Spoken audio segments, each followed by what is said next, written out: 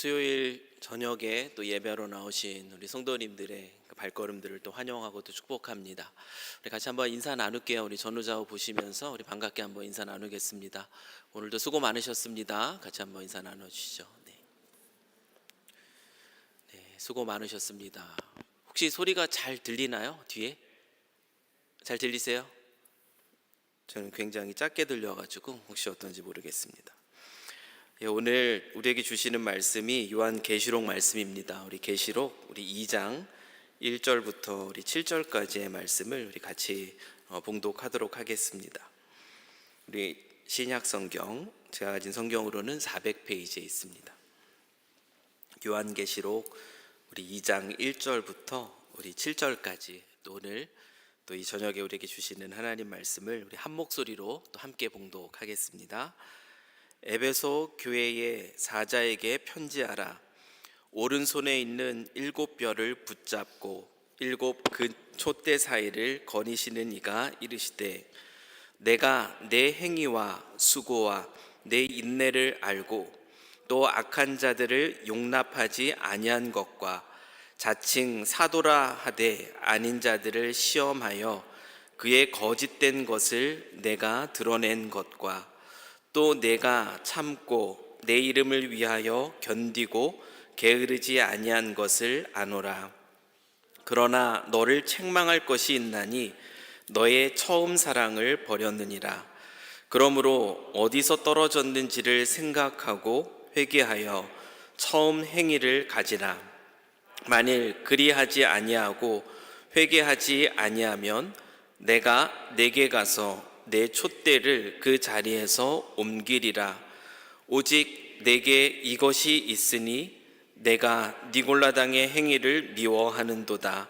나도 이것을 미워하노라. 귀 있는 자는 성령이 교회들에게 하시는 말씀을 들을지어다. 이기는 그에게는 내가 하나님의 낙원에 있는 생명나무의 열매를 주어 먹게 하리라. 아멘. 우리 그리스도인의 영성이라는 주제로 우리 5월 또 수요 기도회를 함께 진행하는 가운데 있습니다. 오늘은 그 세 번째 시간인데요. 사도 바울이 2차 전도 여행을 시작하면서 아시아 지역입니다. 지금의 터키 지역인데 그곳에 가서 사역하기를 원했습니다. 그런데 성령께서 막으시죠. 성령께서 그 길로 가시는 것을 막으셔서 바울은 마게도냐 지방입니다. 지금의 이제 유럽 지역으로 가서 사역을 하게 됩니다. 그러다가 2차 전도 여행을 마치고 안디옥으로 돌아가는 길에 아시아의 문이 열립니다. 막으셨던 그 문이 열려서 이 바울이 잠시 방문했던 곳이 바로 에베소입니다. 3차 전도여행을 시작하면서 바울은 약 3년이라는 시간을 에베소에 머물며 본격적으로 복음 사역을 하게 되었습니다. 그러면서 든든하게 서가기 시작한 것이 바로 이제 에베소 교회입니다. 이 에베소 교회가 어떻게 성장했는가? 오늘 본문 계시록 2장 2절에서 3절 말씀을 한번 보시면 이 에베소 교회가 바울이 3년 동안 정말 온 힘을 다하여 사역했던 이 교회가 그 이후로 어떻게 성장했는지를 잘 보여주고 있습니다.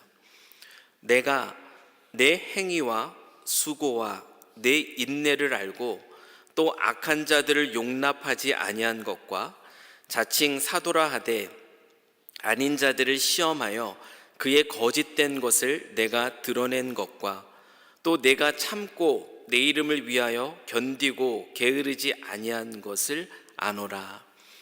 한 교회가 어떤 교회인지를 누구보다 잘 아시는 분이 있습니다. 그분은 바로 교회의 머리가 되시는 예수님이죠. 우리 삼성교회가 어떤 교회인지를 잘 아시는 분은 우리 자신보다요 우리 주님이세요. 우리 주님은 이 에베소 교회가 어떤 교회인지를 너무나 잘 아십니다. 그래서 오늘 2절에서 3절 말씀을 보면은 이 에베소 교회가 가진 장점들에 대해서 예수님이 칭찬하십니다. 에베소 교회를 향한 예수님의 칭찬은 크게 세 가지로 정리할 수가 있는데요. 이 에베소 교회는 어떤 교회였는가? 먼저 이 에베소 교회는 게으르지 않은 교회였어요. 게으르지 않은 교회. 주님은 에베소 교회의 행위와 수고를 안다라고 말씀하셨습니다. 수고라는 것은 힘쓰는 겁니다. 그냥 가만히 있는 것이 아니라 최선을 다해서 힘을 다하여서 노력한 것이 바로 수고예요. 에베소 교회는 주님의 몸된 교회로서 교회에게 마땅히 감당해야 될 그 사역들에 있어서 힘을 썼던 그런 교회였습니다. 뿐만 아니라 에베소 교회는 어떤 교회였는가 하면은 인내하는 교회였다라고 얘기합니다. 여러분, 바울이 이 에베소에서 복음 사역을 할 때 어떤 일이 있었는지를 아마 기억하실 겁니다. 우상의 문화가 가득했던 그곳에서 세공업자들을 중심으로 하여서 큰 소동이 일어났었습니다. 이방 문화의 한 복판 속에서 정말 믿음으로 인한 핍박과 또 믿음에 대한 유혹이 가득한 그 땅에서 에베소 교회는 인내함으로 믿음을 지켜낼 수 있었던 그런 교회였다라는 것이에요. 그리고 마지막으로 에베소 교회는 영적인 분별력이 있는 교회였습니다. 당시 교회를 무너뜨리는 거짓 교사들의 잘못된 가르침들이 굉장히 많았습니다. 그런데 에베소 교회는 무엇이 옳고 무엇이 그른지에 대해서 분별할 줄 아는 지혜를 가지고 있었던 것이에요. 그래서 거짓을 드러내고 진리가 무엇인지를 교리적으로 분별할 수 있을 정도의 그런 실력을 갖춘 교회가 바로 에베소 교회였습니다. 에베소 교회는 이처럼 방금 예수님이 칭찬하신 것처럼 믿음에 있어서 굉장한 실력을 가진 그런 교회였습니다. 누가 보더라도 굉장히 건강해 보이는 교회가 바로 에베소 교회였다라는 것이에요.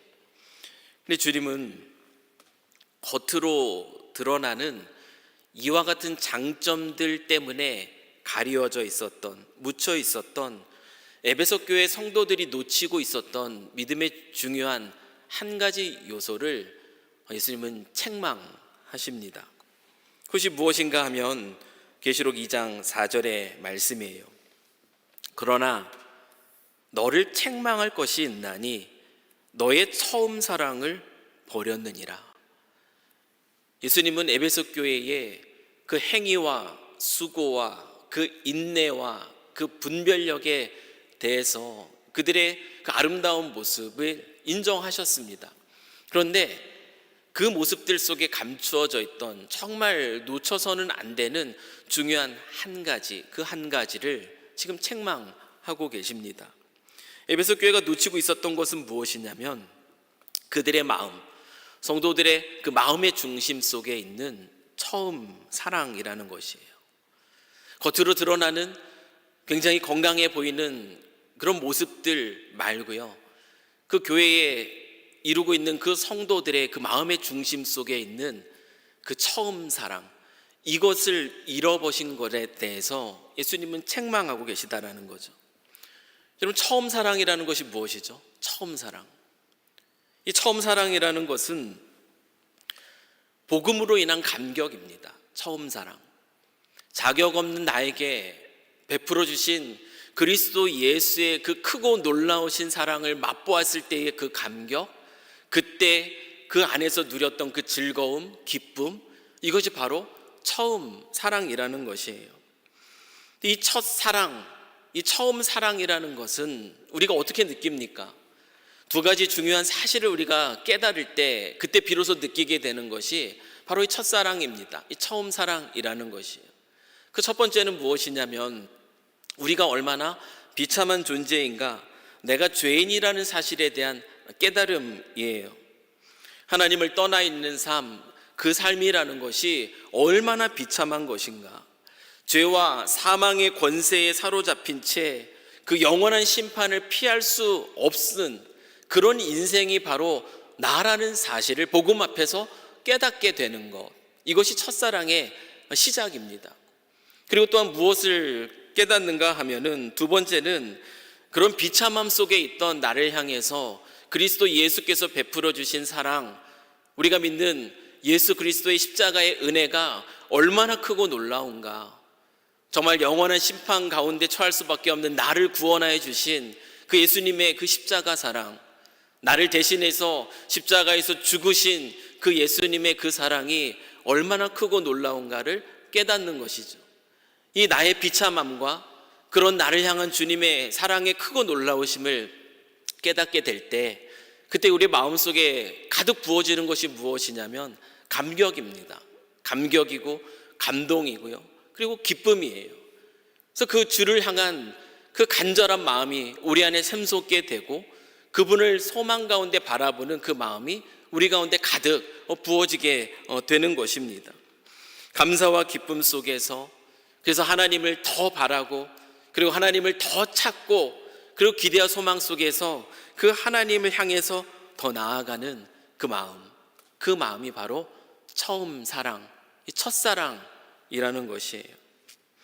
그 첫사랑, 아마 여러분들도 처음 예수님을 만나게 됐을 때 그 첫사랑의 감격이 있으셨으리라 생각합니다. 어떠신가요? 그때 이후로 지금 신앙의 연수가 깊어진 지금 여러분의 마음 가운데는 여전히 이 첫사랑이 뜨겁게 여러분 마음속에 가득 있습니까? 이 에베소 교회는 이 첫사랑의 뜨거운 감격 속에서 성장했던 그런 교회였습니다. 바울이 그 이방 땅에서 3년간 그렇게 뜨겁게 그 복음을 가르쳤을 때 그 복음에 감동하면서 이방인들이었던 그들이 주님께로 돌아와서 주의 그 사랑의 감격 속에서 그 이방인들의 그 핍박도 이겨내며 그곳에서 믿음을 지켜내며 세워냈던 것이 바로 에베소 교회였다라는 것이에요. 그런데 교회가 세워진 이래로 약 40여 년이 지났습니다. 사도 요한이 이 묵시를 받을 그때에 40여 년의 세월이 지난 그때입니다. 그런데 에베소 교회는 행위와 그리고 수고는 남아 있었어요. 인내도 남아 있었습니다. 분별력도 남아 있었습니다. 그런데 예수님은 그들 안에 그 첫사랑을 잃어버린 것을 발견한 것이에요. 행위와 수고와 인내와 분별, 겉으로 드러나 보이는 마땅히 그리스도인으로서 해야 될 일들에 대해서는 다 잘하는 것처럼 보였지만, 그러나 그들의 마음의 중심에 그 주님을 향한 그 첫사랑, 그것은 식어져 버린 채 있었다라는 거죠.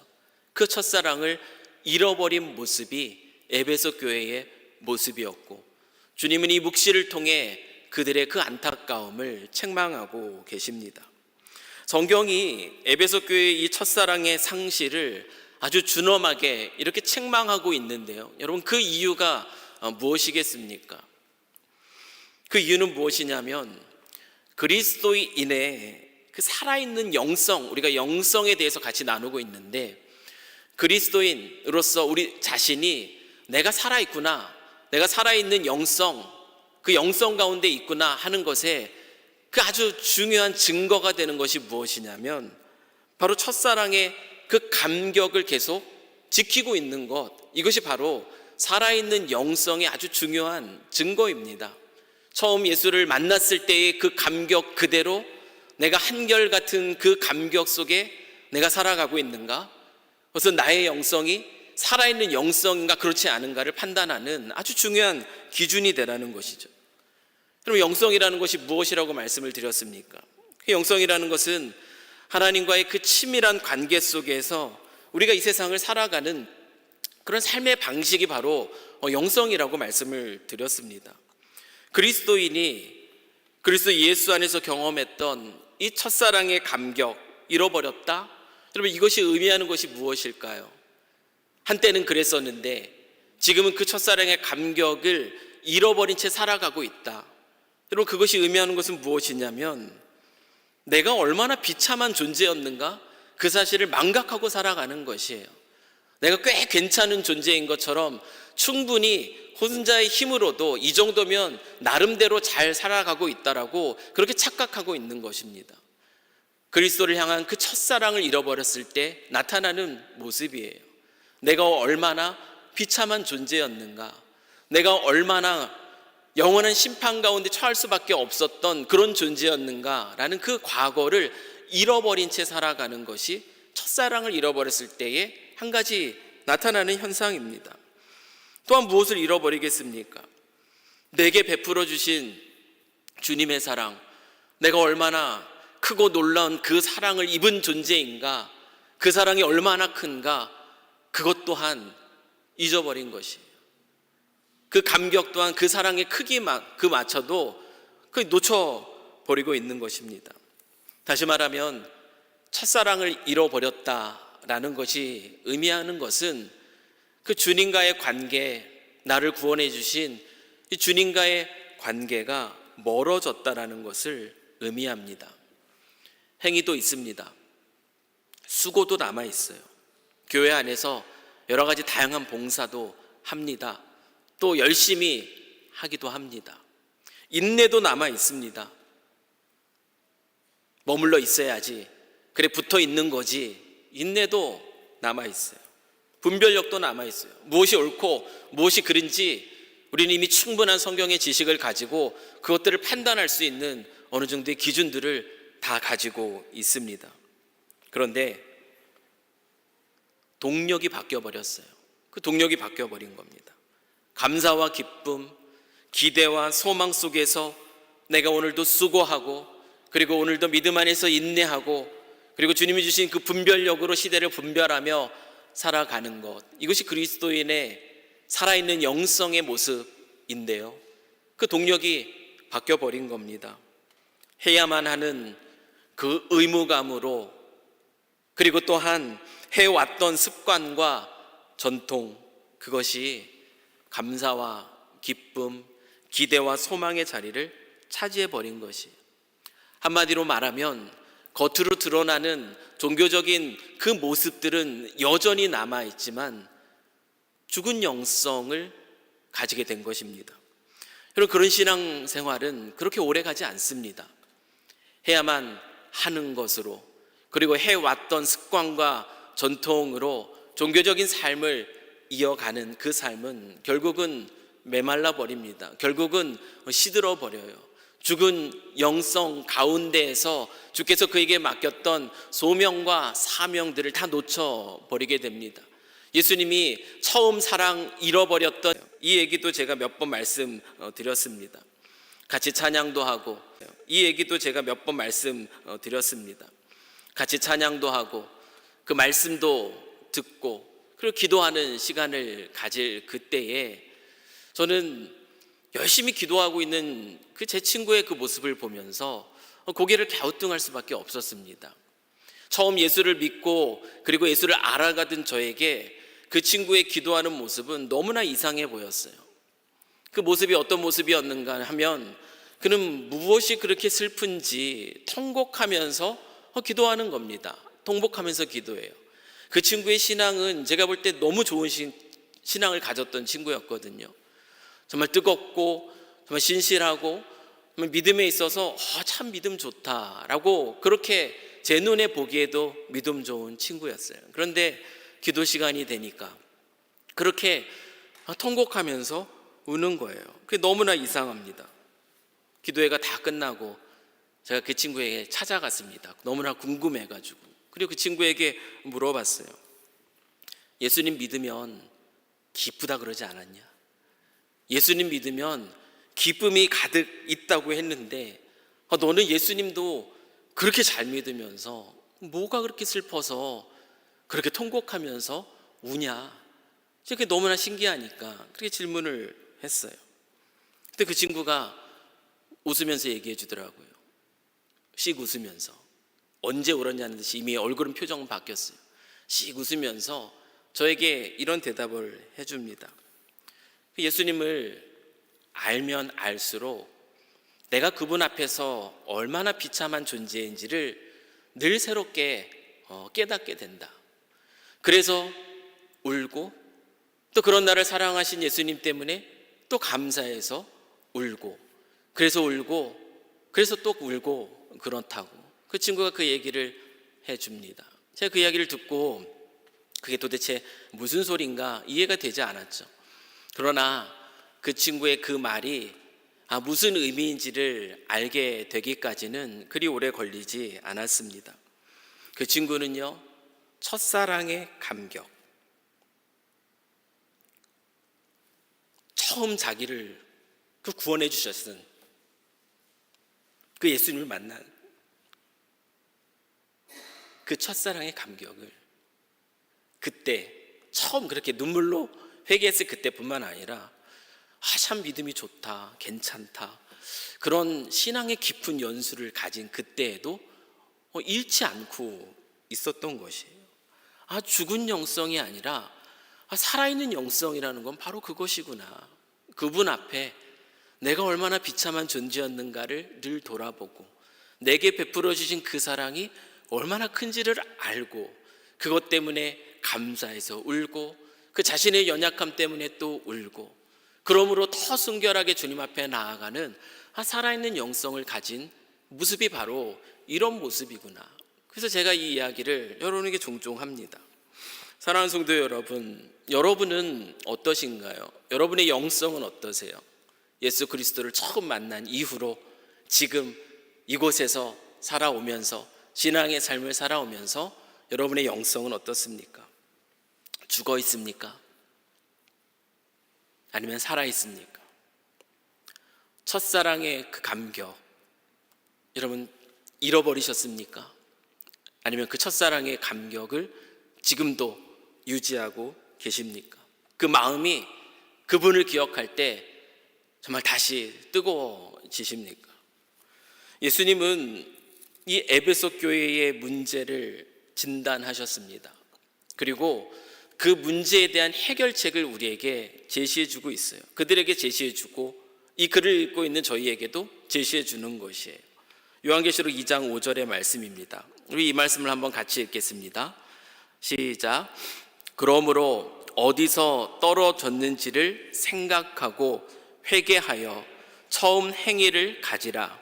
만일 그리하지 아니하고 회개하지 아니하면 내가 내게 가서 내 촛대를 그 자리에서 옮기리라. 죽은 영성의 회복을 위해서 예수님이 그들에게 주고 있는 해결책, 여러분 그 해결책이 무엇입니까? 이 말씀에서 무엇을 이야기하고 있습니까?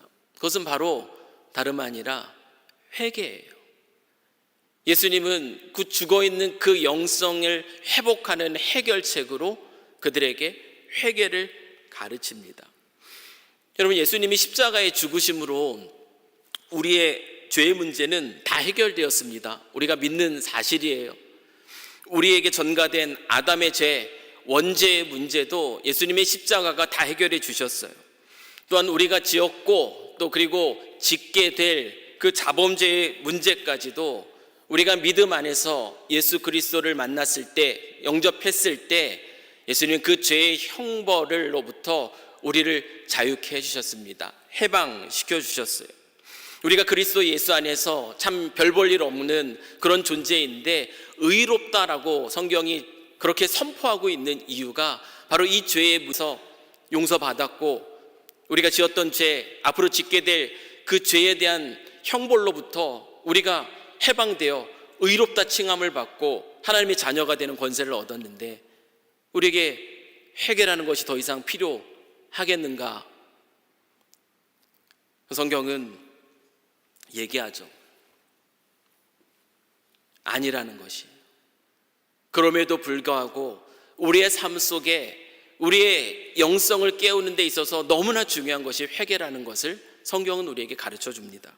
오늘 본문에서도 주님께서 이미 당신의 자녀인 에베소 교회에게 요구하시는 것이 무엇입니까? 그들에게 요구하는 것은 회개라는 것이에요.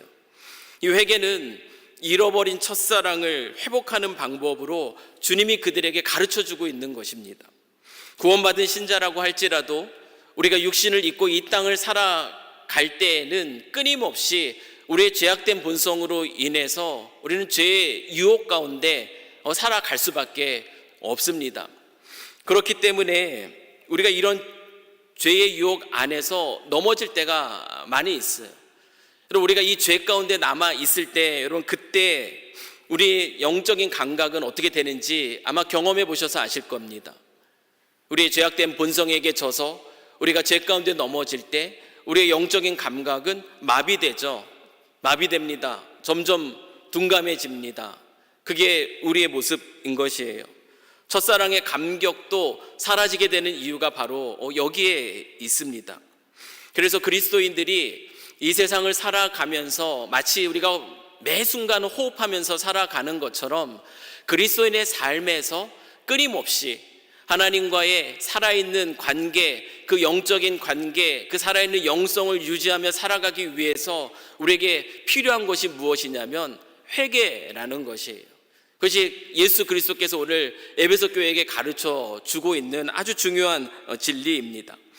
이 회개는 그리스도인들이 하나님과의 그 친밀한 관계, 그 관계를 방해하는 그런 것들을 영적인 찌꺼기들이라고 할 수 있는데, 그것은 우리의 죄의 모습일 수도 있습니다. 세상에 대해 미혹되는 모습일 수도 있어요.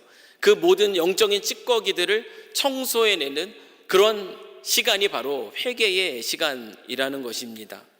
여러분, 그 위대한 사도 바울이 어떤 고백을 하고 있습니까?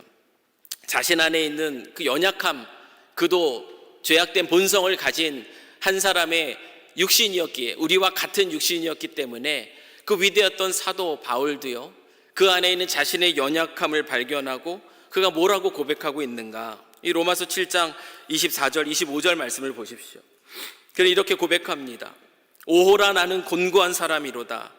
이 사망의 몸에서 누가 나를 건져내랴? 우리 주 예수 그리스도로 말미암아 하나님께 감사하리로다. 여러분, 이 고백이 바로 바울의 고백이에요.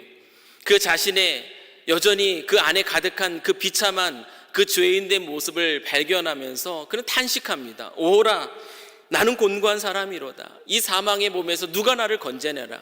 이렇게 소망 없는 존재였던 그 자신, 그런데 자기를 찾아와 주셔서 만나 주시고 당신의 자녀 삼아 주셨던 그 예수 그리스도의 그 사랑을 고백하면서 우리 주 예수 그리스도로 말미암아 하나님께 감사합니다. 이게 바울의 고백입니다. 이것이 바울의 회개예요.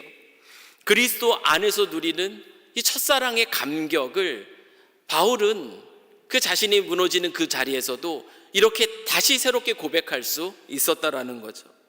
제 친구의 모습도 돌이켜보니까 바로 이 모습이었더라고요. 그 자신의 그 연약한 모습 때문에 울고, 그리고 내게 베풀어 주신 그 은혜 때문에, 그 사랑 때문에 또 울고, 그렇다라는 그 고백이 바로 이 바울의 이 고백이었구나. 여러분, 이 회개가, 이것이 회개입니다.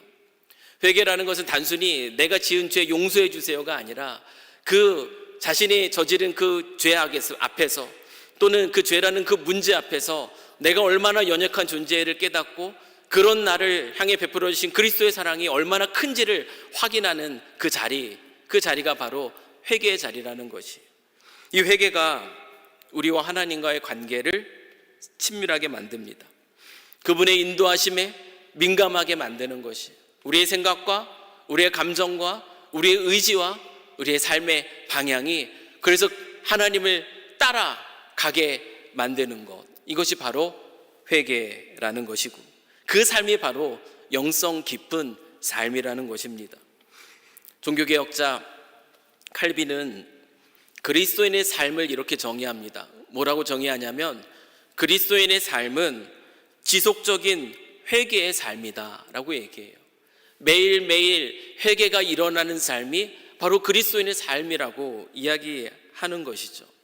사도 바울이 그 위대한 신앙인이, 전혀 회개라는 상관없어 보이는 그 신앙인이 그와 같은 회개의 삶을 살았던 것처럼, 여러분, 그리스도인의 삶은 지속적인 회개의 삶, 그 삶이 우리를 살아있는 영성 가운데 하나님과의 친밀한 교제를 누리며 살아가게 한다라는 것입니다. 회개는 그리스도인의 영성의 강력한 동력입니다. 오늘 이 시간에 여러분에게 다시 한번 질문을 드리고 싶어요. 여러분의 신앙의 삶, 지금의 여러분의 신앙의 삶에 회개가 있습니까? 여러분의 삶 속에 회개가 있으세요? 아니면 이 정도면 꽤 괜찮아, 나는 이렇게 잘 살고 있는데 누구는 왜 저렇게 살아? 여러분의 마음에 이런 판단과 이런 것들이 더 가득하십니까? 여러분 어떠세요? 19세기 미국, 영국의 대표적인 설교자였던 우리 찰스 스펄전 목사님이 계십니다. 그분에 관한 아주 중요한 한 일화가 있는데요. 그 목사님이 하루는 그 서재에서 그렇게 통곡하면서 울고 있더라는 거예요. 그 아내가 너무 놀래가지고 아니 여보 무슨 일이냐고, 지금 무슨 큰일이 났냐고 그에게 가서 물었다고 해요. 그랬더니 놀라운 대답을 우리 스펄전 목사님이 아내에게 해줍니다. 뭐라고 대답하냐면, 여보, 내 영혼이 너무 메말라 있어. 통곡의 이유가 바로 그것이었대요. 내가 오늘 십자가를 묵상하는데 내 눈이 눈물이 흐르지 않아요. 내가 내 죄를 생각하는데 그럼에도 불구하고 내 마음이 찢어지듯 아프지가 않아요. 죄에 대해서 무감각한 채 살아가고 있는 내 자신의 마음, 그 마음이 너무 두려워서 내가 지금 통곡하고 울고 있다고 그렇게 대답했다라고 얘기합니다. 여러분, 회개의 삶이라는 것, 살아있는 영성을 가지고 살아가는 삶이라는 것, 영성 깊은 삶이라는 것은 바로 이런 삶이라는 것이에요. 여러분, 이것이 회개가 있는 삶, 오늘 예수님께서 에베소 교회에게 그들의 행위와 그들의 수고와 그들의 인내와 그들의 그 분별력 있는 그런 모습보다도 더 중요하게 결코 놓치면 안 된다라고 얘기하고 있는 부분이 바로 그 부분이라는 것이에요. 살아있는 영성으로 살아가는 삶은 이와 같은 첫사랑의 감격을 잃어버리지 않는 삶입니다. 여러분의 삶에 이 회개가 있으십니까? 여러분 언제 이 첫사랑의 감격 속에서 그 마음이 다시 뜨거워진 적이 있으십니까? 언제 마지막으로 십자가를 묵상하면서 울어보셨습니까? 여러분, 눈물이 마른 그리스도인의 삶은 상상할 수 없는 삶이에요. 교만으로 자리 잡게 됩니다. 그리고 나의 어떠함으로 그렇게 살아가는 삶이 되는 것이에요. 살아있는 영성이라는 것은 그 마음의 눈물, 겉으로는 눈물이 아닐지라도요, 그 마음을 눈물로 젖어 있는 삶, 정말 첫사랑의 감격으로 늘 마음이 뜨거운 삶, 십자가를 묵상하며 내 자신의 연약함 앞에 통곡하고 내게 베풀어 주신 주님의 그 사랑, 그게 얼마나 큰가. 그 사랑 앞에 참 보잘것없는 내 자신, 은혜 입은 내 자신을 바라보고 그 마음으로, 그 투명해진 마음으로, 그 깨끗해진 마음으로 세상을 보고 주변을 바라보고 주님이 부르신 부르심을 따라 살아가는 삶, 이 삶이 바로 살아있는 영성을 가진 삶입니다. 행위가 있고 수고가 있고 인내와 분별력이 있어도 회개가 없다면 죽은 영성으로 살아가는 것이에요. 오늘 예수님은 이 묵시를 사도 요한에게 주면서 분명하게 말씀하십니다. 오늘 이 자리에는 저와 여러분에게 말씀하고 계세요. 귀 있는 자는 들으라고 말씀했습니다. 오늘 이 저녁 우리가 이 진리의 말씀 앞에 반응하는 시간이 되기를 원합니다. 우리의 영성이 깊은 회개 속에서 다시 회복되는 은혜가 있는 이 저녁이 되기를 이 시간 주님의 이름으로 간절히 축원합니다. 그래서 오늘 그 회복된 영성, 그 살아있는 영성 속에서 예수님이 약속해 주신 하나님의 낙원에 있는 생명나무의 열매를 맛보는 그 인생, 매일의 삶 속에서, 이 회개 속에서, 살아있는 영성 속에서, 첫사랑의 감격 속에서 그 일상 속에 이 열매를 맛보는 은혜가 저와 여러분의 삶이 되기를 이 시간 주님의 이름으로 간절히 축원합니다. 우리 같이 한번 기도하겠습니다. 참 좋으신 하나님 아버지, 오늘도 이 저녁 일상의 수고를 마치고 주님 품으로 나올 수 있는 그런 우리의 마음을 주신 것 너무나 감사합니다. 오늘 이 시간 저희들이 또 진리의 말씀 앞에 섰습니다. 첫사랑을 잃어버린 에베소 교회를 향한 그리스도 예수의 그 준엄한 심판의 말씀 앞에 귀를 기울입니다. 저희들의 삶을 돌아봅니다. 우리의 삶에는 이런 회개가 계속 이루어지고 있는가 돌아봅니다. 눈물이 메마른 그런 신앙생활, 건조한 신앙생활을 너무 오랫동안 해오고 있지 않았는가? 또한 다시 한번 돌아봅니다. 주님의 십자가를 묵상할 때 흐르지 않는 그 눈물, 찢어지지 않는 그 마음이 아무렇지도 않은 채 신앙생활의 모습을 가지고 있는 것이 혹시 또한 우리는 아니었는가? 이 시간 다시 그 말씀 앞에 우리 자신을 돌아봅니다. 주님, 이 시간 우리에게 회복을 허락하여 주시옵소서. 첫사랑의 감격을 우리에게 다시금 허락하여 주시옵소서.